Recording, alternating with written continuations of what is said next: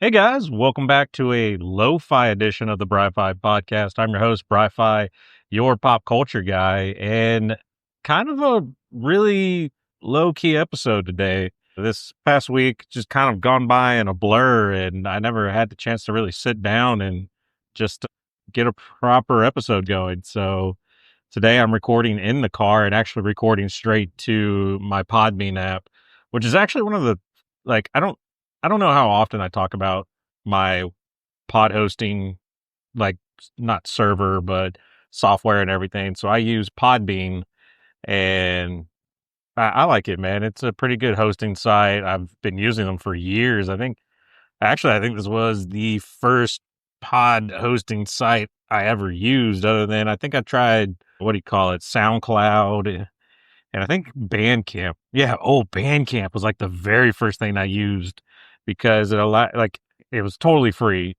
And I think it had like limited downloads and stuff to it. But when I was first starting, I was nowhere near anything. I was getting maybe like 5 downloads a month, like when I first started, and it was all just me downloading the different things. But I upgraded to Podbean, and then through the years, Podbean, and then went to their paid service because I started to get more downloads, and I wanted to be able to do more things and have more, storage space and things like that.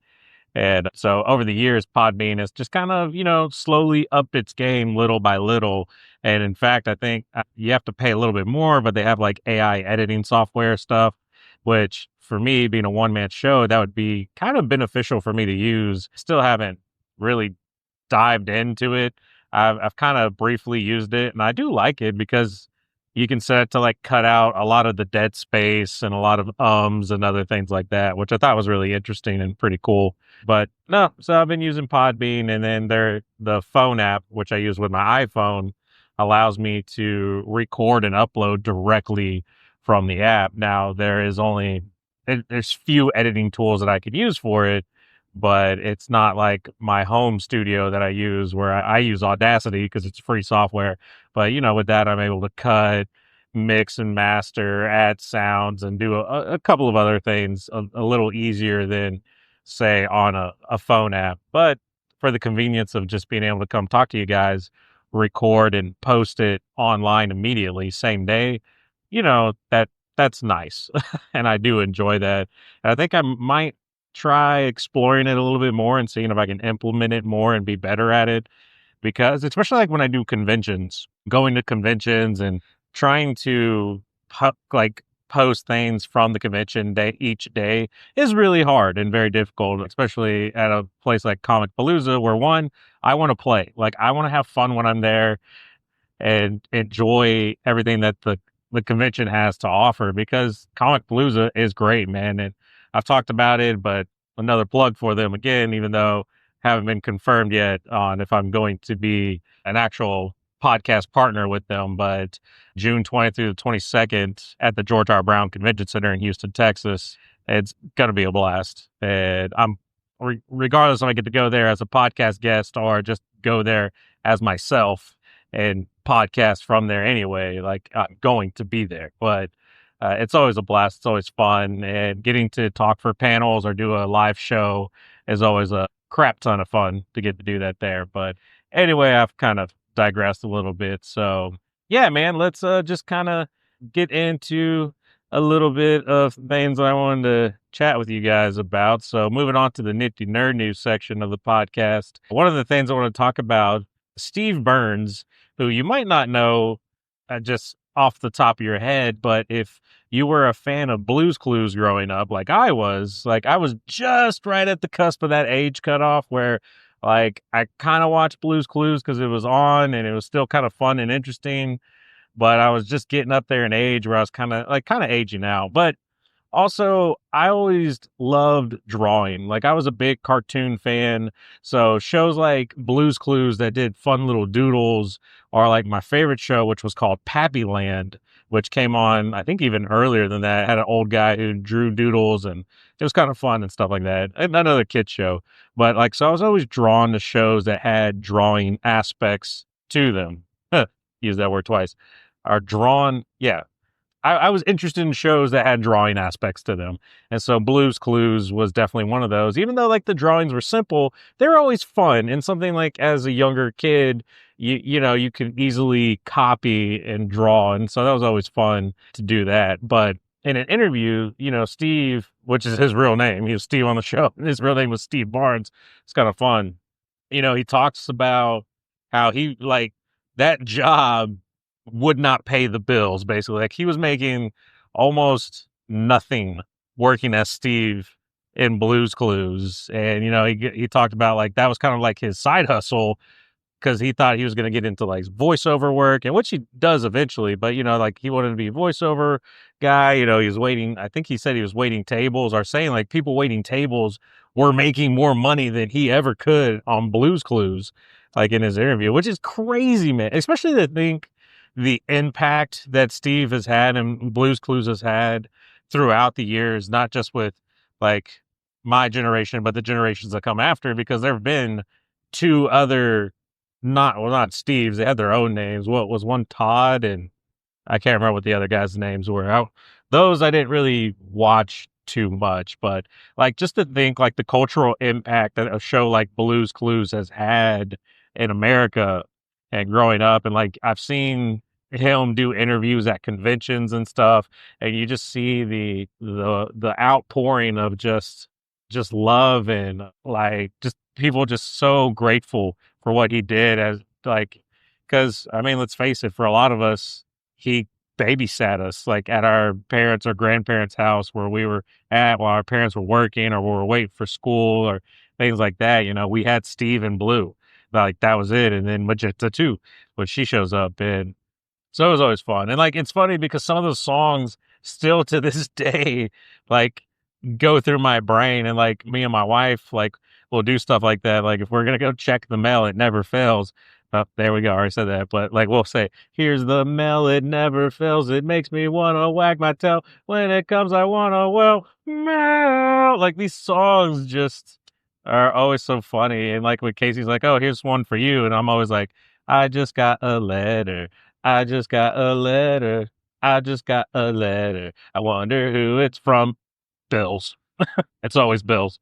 But like, so a show like that and just a character like that and a person like that who's made such a huge impact, it's kind of crazy to think he like couldn't survive on that paycheck, you know, at first when he was doing it, you know, and it kind of makes me think like what is it, the Dark Side of Hollywood series when they talk about the Power Rangers at one point, and as kids, you don't really think too much about it, but you know, all of a sudden, like two or three of your main Power Rangers are gone, and you're like, oh, well, that's cool because now we have new ones, but you don't think about the why of it, right? And then it turns out, well, they wanted to renegotiate contracts because they saw how popular the show was and realized, like, hey, you guys are making way more money off of us. We think we deserve some of that cut. And the studio being like, nah, F that, and cutting those people loose, you know, like is crazy. And like, because think of the cultural impact of the Power Rangers, you know, the Power Rangers, definitely my time, definitely my demographic, or I was that demographic for that show. Is I think they're still doing shows to this day. Like they're still making Power Ranger series. Like I think the same with Blue's Clues too. But like, and the cultural impact that has had on people is just crazy, man. It's crazy that oh, like, I mean, the toys and the merchandise and the money that goes and that thing probably generates, yeah, is crazy. And yeah, they do deserve some type of cut more than what they were making at the time. That definitely for sure. I know maybe they weren't doing quite as much because of other things that were going on, but still, man, you would think they would be making just a little bit more than normal or like base minimum wage. And back then, minimum wage was not $7.25. I think it's still $7.25. Maybe it's $7.50 now. I don't know. Thankfully for me, I am blessed in not making it or working a minimum wage job. So that's nice for me. But then like that even goes on to like the next Nifty Nerd news thing. Jeremy Renner, you know, guy who plays Hawkeye, he talked about why like they were kind of asking like, where's Hawkeye season 2 at? And, you know, he brings it up like, well, they were only going to offer me like half of what I did for the first Hawkeye series. Like, why the hell would I agree to shit like that if, they're not going to pay me?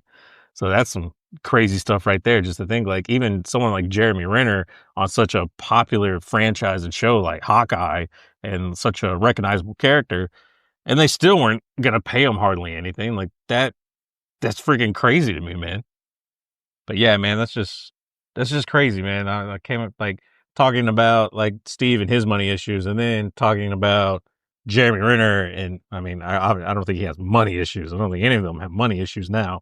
But like, man, Hollywood's out there to pinch, dude. Like penny pinch on everything, which I don't know. Like, I mean, yeah, are we getting too crazy with like entertainment and paying them? Like, I mean, that's a philosophical question I'm not here to answer. But at the same time, like, some of these people deserve money. And like in Jeremy Renner's case, playing Clint Barton, one, I like his character. I like Clint, and I think he does a great job playing him. And I love the Hawkeye series. I really liked how that went because it definitely gave me the Matt Fraction comic book vibe that I was looking for and played off a lot of that storyline, which was really cool. And then they kind of threw in some other stuff in there that wasn't from that storyline, but pretty neat stuff. But like a character like him, like looking at what he did and what he was paid, like even if they overpaid him, like to not even barely offer him half of that, like that's insane. Like at least like 75%, like or something like like this man was in a horrible like snowcat accident, like snow tractor plow thing ran over him, almost killing him. And this dude has come back. And then you're going to be like, well, you're like half the person you used to be because, you almost died. But that's insane to me. Like, as a courtesy, like, offer him at least the same, you know? But and like tell them like, yeah, man, we get like we'll pay you the same and we'll have less demanding stunts for you, or you won't have to do as much of your own stunt work or things like that. Like I don't know, just some crazy stuff. But so yeah, that was pretty much it for the Nifty Nerd news stuff that I wanted to talk about, guys. Thanks for sticking around for that part. We're not going to take a pause because I don't have any music to cut and edit to. So let's just get into some of the things I wanted to talk about, and mainly last weekend, what I was up to, or not like this weekend that's happening right now. This is Sunday that I'm recording this and going to try posting it. But last weekend in Houston, down at the George R. Brown Convention Center, was Collecticon in Houston. And Collecticon is a trading card show, usually focuses on stuff like Pokemon, Yu-Gi-Oh, Magic. There are some sports booths there, but very few. PSA and other like card vendor, like grading vendors show up, which is pretty neat. So if like you wanted to get your cards that you bought there or whatever brought there sent off to PSA and like through actual PSA vendor right then and there, unlike GameStop, which has been stealing cards or losing cards or quote unquote losing cards and then selling them, like, that's a good thing to do. But I went for the first time last year, or maybe the year before that. I went and I had a good time. I got to see some cool stuff. Got to see. Really, it was just overwhelming because although it's a very tight space, and again, that's my only gripe with Collecticon is they stuff it all into just barely one hall. So it's jam packed. It's hard to move around in there, unlike Comic Palooza, which is a lot more spacious and easier to move about. But it's just so overwhelming. And especially like someone like me, like I knew, hey, at the first time I went, I'm trying to collect Scarlet and Violet 151 cards, and I had a big list and I had some stuff to trade. So that way I wasn't just paying straight up money for everything. And also I learned use cash versus a card, because one card, if you use like a debit card or credit card, they're always going to charge tax, or like if it's something small, they're going to say, well, you need to spend X amount of money. When you use cash, sometimes you're able to cut a couple of deals, maybe get a few dollars off and things. Like there were some cards this time around, I was trying to complete my base set collection because I was pretty damn close at the time. I only needed like 5 cards going into Collecticon, and spoiler alert, I finished it, and you can actually go to my YouTube channel where I posted a video of all the base set cards together. They're not all like first edition because I didn't want to do that because first edition cards are way more expensive, and I didn't have any first edition cards from my childhood collection. So I've just been collecting unlimited base set or non first edition base set stuff. But going in there, one of the big or the two big cards I needed was a Zapdos, which is a holographic card, and a Raichu, which is a holographic card. And a lot of the places that I've seen, they're around like $45 each, or 40 and 45. Zapdos being the more expensive one of the two. And you could get like some of lower quality for a bit cheaper, like in the 30s and stuff. But I didn't really want that. I wanted something in a fairly decent, lightly played, maybe a bit of whiting around the edges, like on the backside, because I don't really display the back of the cards, I display the front. So I didn't care if there was some white on the edges and stuff like that. I just didn't want fully damaged cards, are like clearly damaged cards. But, with cash, I was able to talk like, he's like, okay, it's 45 for this one, 40, 42 for the Raichu. I was like, well, look, man, I got $80 cash. Would you take that? And they're like, yeah, I'll do that. And so, a couple of bucks off. So it's a good deal. So I've learned cash is king when you go to shows like this. And my friend, Garrett, taught me that too as well, because he saw the mistakes I was making, and he's done card shows a lot with sports cards. So, he kind of helped line me out on things like that, which is really cool. So yeah, no, going again the second time, one, I had a better idea and a better plan. And two, my son is way more into Pokemon cards this time around, and he actually has favorites. So unlike last time where I think he was still a little not as into Pokemon cards, and he was just kind of like a nuisance. Really, this time, he was like, oh yeah, I want to look at this, I want to look at that. And he had cards that he has favorite Pokemon from the anime, so favorite cards that he would like to buy. And we bought him a couple of cards, and one of his favorites, like his big pull, our big card that he got this convention, was a shiny Florigato from the new Scarlet and Violet series. So it's one of the new starter Pokemons. It's the middle evolution, or the first stage evolution. So there's Sprigatito, which is the base Pokemon, Florigato, which is what it evolves into, and then Meowscarada, which is the final evolution. But it's funny because when the show first came out, like a year or two ago, like he was Sprigatito because he was young, and now he says now he's Florigato, he's evolved. And so I'm gonna laugh at, like, either at his birthday later this year, or maybe when he's a bit older, he's gonna call himself Meowscarada if he still sticks with this, which would be really cute and really funny.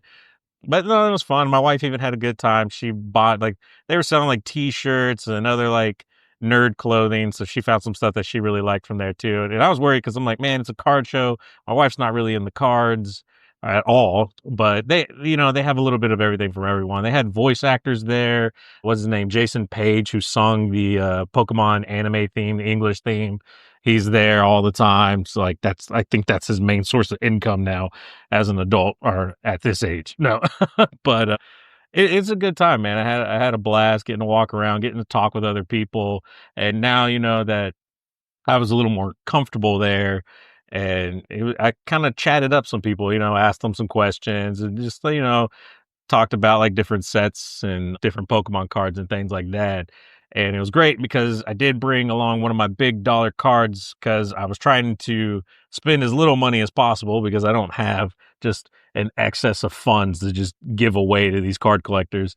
And so I was able to make some trades to snatch up some pretty cool cards. Like, one of the things I've been doing with my collection is, so I'm a big fan, of course, the OG 3 starters, right? Bulbasaur, Squirtle, and Charmander. And with the 151 that came out and the promos and stuff, I try to get all of them, and I have. And I've gotten like all these cool different promos that they're all kind of connected through. And then I wanted to add, and I haven't done it with the Charizard yet either, but like the Team Rocket cards. And so there's a Dark Blastoise, a Dark Charizard, and there isn't a Dark Venusaur, but there's a promo Venusaur that I've had my eyes on that's really cool. It's like one of the first promo Venusaur cards out there. And it's like over $100. And so I had a Latios card that I've gotten through friends and paying for them that is around the same price. And so I was able to trade with the guy and like an extra $2 or whatever to kind of quote unquote make up the difference because they rip you off. Well, they're trying to, make money, right? So they do things at like 80% or what, 85%, stuff like that. And dude was trying to take 2 cards from me for one. I was like, nah, dude, I know this card is worth the exact same as the card I'm trying to get, maybe even a little bit more. I was like, and I know you saw that because you looked up this card just to verify. So look, I'll give you like a few bucks, but you're not getting this other card. It was a Steelix e-reader card, which is worth like $100 too. I was like, fuck you. I'm not giving you $200. Part of my language, but I'm not giving you $200 for a $110 card. Like, let's make this deal. We both have like $110 cards. Like, let's do a 1-for-1 trade. So like, you got to stand up for yourself sometimes. Like when you know what you have, stand up for yourself. And that's what I did. And I was able to get a really cool Venusaur promo card that I'm really proud of, and get to put that on display in my office. I'm excited for that. So now I really just want to try to find the Dark Charizard, which that's going to cost me a pretty penny, which probably will be what I either use the other high dollar card I have to trade for and to really bring that difference, because the Dark Charizard goes as almost as much as the base set Charizard. So like you're looking at like $200 to $300 depending on quality and stuff like that. So yeah, that's going to be quite a bit of money. And so unless I can get lucky and find it in some crazy estate or garage sale, then go me. But that is never the case. But anyway, so yeah, I had a good time. I had a blast. It was a lot of fun. And RJ, he did so well, man. Like me and my wife were talking about it, because my son, being on the autistic spectrum, he gets bored of places really fast. And so that's why, like, even with Comic Palooza, it would be different if Comic Palooza was just one day that we did it, but because of obligations that I have with the podcast partnership program, I have to be there all weekend to be a part of different panels and my own stuff. And, I want to, do a good job and really cover the event and share my experience with people, because, I feel like even though there are tons of podcasts there, I do feel like I hit a slightly different demographic than some of these other podcasts because where I'm from, I'm from a small town in Texas, and, I don't have access to a lot of cool nerd stuff. And I feel like there are a lot of us out there, we don't all live in big cities where we have comic book stores, card stores, game shops. We have Walmart and Dollar General, and we got to do what we can with what we have. So that's like my nerd experience, is like just surviving. Like the nerd wildlife is where I'm at. It's crazy. Maybe that's what I should change the podcast to, is like Bri-Fi podcast, the nerd wildlife survivalist or something like that. Like, I don't know, something crazy. But so yeah, man, Collecticon's really cool. Card shows are cool in general, man, because one, not only do you get to find cards that you're a big fan of, but the community's fairly decent. And like a lot of the people that I've met are always really nice. Every now and then there's bad apples and everything, right? And you just kind of have to roll with that and be flexible and nice. But for the most part, man, I had a great time, and it just kind of goes into like what I've done with market days in my hometown and on the square, getting to sell cards and comics and now pops. One of my friends brought some pops that we sold together. That was a lot of fun, but getting to meet people in my own hometown community who didn't know I was doing this and being like really cool, and the kids like being into Pokemon cards and wanting to buy stuff and like look at cards and things. Like, it's always a bunch of fun, and I always have a good time the last 2 times that I've done this. And so anytime I'm off, I'm going to try to go to the market days and sell cards there and just have fun with that. But that's all I got for you guys today, man. Thanks for sticking around, hanging out, and listening to the podcast. But that is all that I have. If you enjoy what you're listening to, please reach out to me on all my social medias. I'm pretty much on every platform, and it's at Bri-Fi Podcast. That's Bryfy Podcast. I haven't been streaming on Twitch here recently. I did, I think, one card opening. I did some booster packs, but the video crashed out on me, or the stream crashed out on me. I did a second one. I think the stream stayed, so that might still be on Twitch right now. I got to go edit these videos to put them on YouTube. In there, if you play the Pokemon mobile game, not Pokemon Pocket, but the traditional trading card mobile game, I do give away code cards on there. So, and I don't get a lot of hits on those videos, so you might be able to get some code cards and open some virtual booster packs that way. So go check that out. And then you can always reach me on my email. It's bri5podcast@hotmail.com.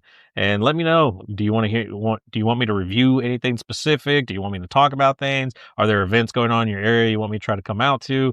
Let me know, because I want to get involved and just spread the word. We're out here. Us wildlife nerds are just surviving, man. These out the boondock nerds, or so, I don't know what you want to call us, man. But that's all I got for you guys today. Thank you so much for hanging out, and we will see you guys next week. Bri-Fi out.